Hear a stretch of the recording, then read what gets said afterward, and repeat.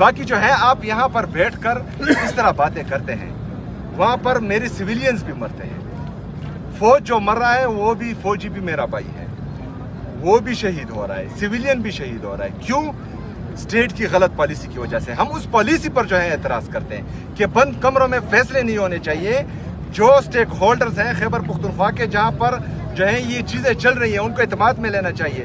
آپ military operation کی بات کر رہے ہیں، آپ کو پتہ ہے ملٹری آپریشن جو ہے اس سے تکلیف کتنی ہوتی ہے، درد کتنا ہوتا ہے، آپ کو اس چیز کا احساس ہے؟ مجھے ہے، میں دیکھ چکا ہوں، مجھ پر بیت چکی ہیں۔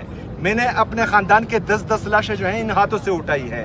سیکیورٹی فورسز جب ہم لاشیں اٹھاتے تھے تو اوپر سے ہم پر فائرنگ کرتے ہیں، وہ نظارے ہم دیکھ چکے ہیں۔ ہم اپنی مسجد شہید دیکھ چکے ہیں، ہم جو ہے اپنے گھر اجڑے ہوئے دیکھ چکے ہیں۔ ہم نے اپنی عورتوں کو جو ہے ننگے سر، ہماری عورتیں قبائلی عورتوں کے بارے میں آپ پوچھیں، ان کا سر کا بال جو ہے وہ اپنا بھائی بھی نہیں دیکھ سکتا تھا، وہ ننگے پاؤں جو ہے سڑکوں پر پھر رہی تھی جب ان کو گھروں سے نکالا گیا۔ وہ چیزیں ہم دیکھ چکے ہیں۔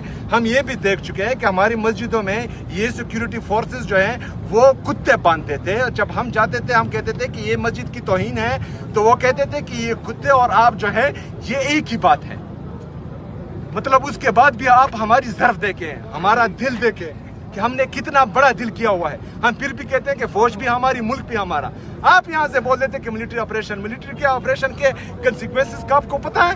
آپ کے میرے لوگوں کے درد کا پتہ ہے کہ اس سے درد کتنا ہوتا ہے؟